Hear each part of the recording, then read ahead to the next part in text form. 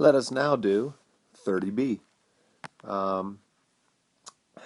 So, how are we going to do it? We're going to look at that numerator, and we are going to recognize that everything has powers of x. So we're going to pull out an x squared, and we're left with x squared plus 2x minus 8.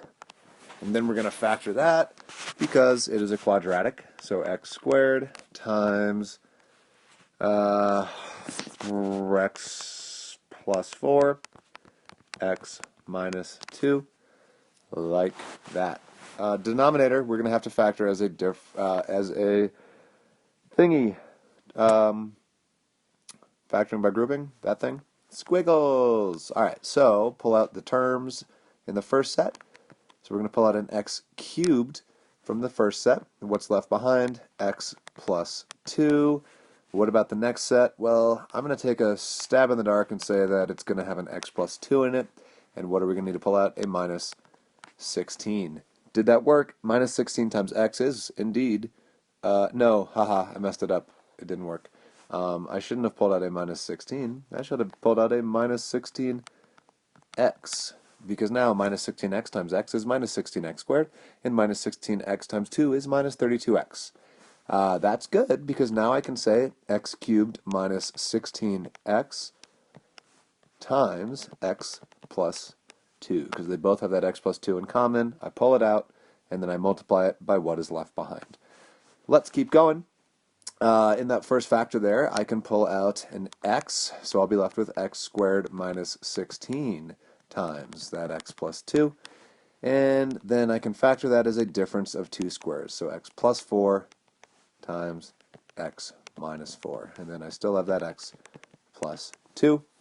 So combine this with what I had in the numerator of there to get our final result, or I guess not our final result, because we're going to have holes.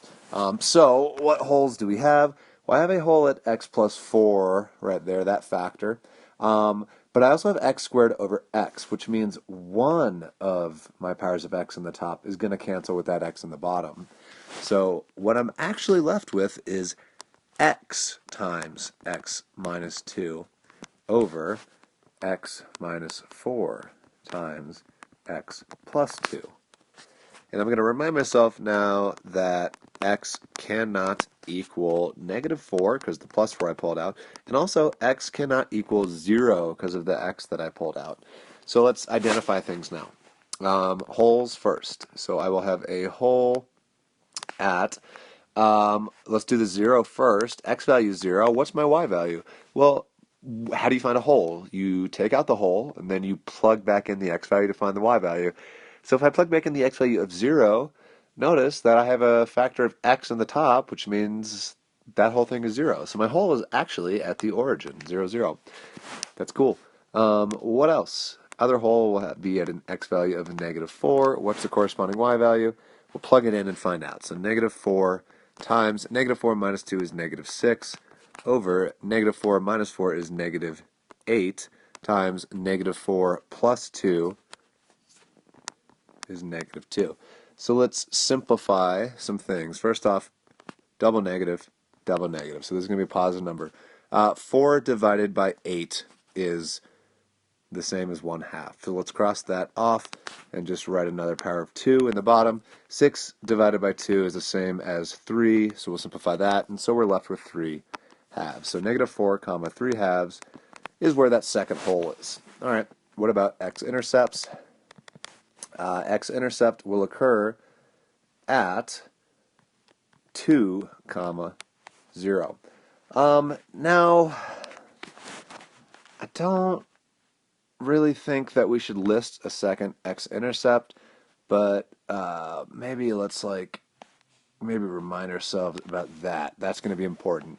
I have a hole at 0, 0, which means my graph is going to cross there. Even though my graph is undefined there, it is going to cross there because of that dude right there. And x in the top with a multiplicity of 1 means it will cross. That's pretty cool. Okay, so what else? X-intercepts. Y-intercept, again, don't technically have one because that hole at 0, 0. So let's go on to vertical asymptotes. X minus 4 gives me a vertical asymptote at x equals 4. X plus 2 gives me a vertical asymptote at x equals negative 2. And then finally, let's do my horizontal asymptote. The degree is the same on the top and the bottom, and I have no coefficients other than 1, so y equals 1 has to be my horizontal asymptote. So let's sketch it all in now. Axes right there. Let's go 1, 2, 3, 4. We have a hole at positive 3 halves, so right there. Let's go our hole at 0, 0. Let's go x-intercepts at 1, 2, right there. Vertical asymptote at 4, so we'll dash that in. Shouldn't be a solid line. That technology, whatever. And x equals negative 2, so we'll dash that in as well. And then a horizontal asymptote at 1. Boo, boo, boo, boo, boo. Right there. And we can graph some things. Graphing would be easiest to start to the right. Has to look like that because of those two asymptotes. Can't be in the bottom because then I would have an x-intercept, and I don't have any x-intercepts there. Next graph, since that pink graph is starting up, to the left of that asymptote I have to start down because my asymptote's all of a multiplicity that is odd. So that comes down, I hit that x-intercept, I cross, I turn back down, I hit that hole, and I actually cross through at that hole. Again, because of that factor of x that was left in the top after we took the hole out. It means I cross, and I go back down. Since that is down, on the other side I will be up, which is good, because I have to hit that hole, which is up there, and then curve down to my asymptote.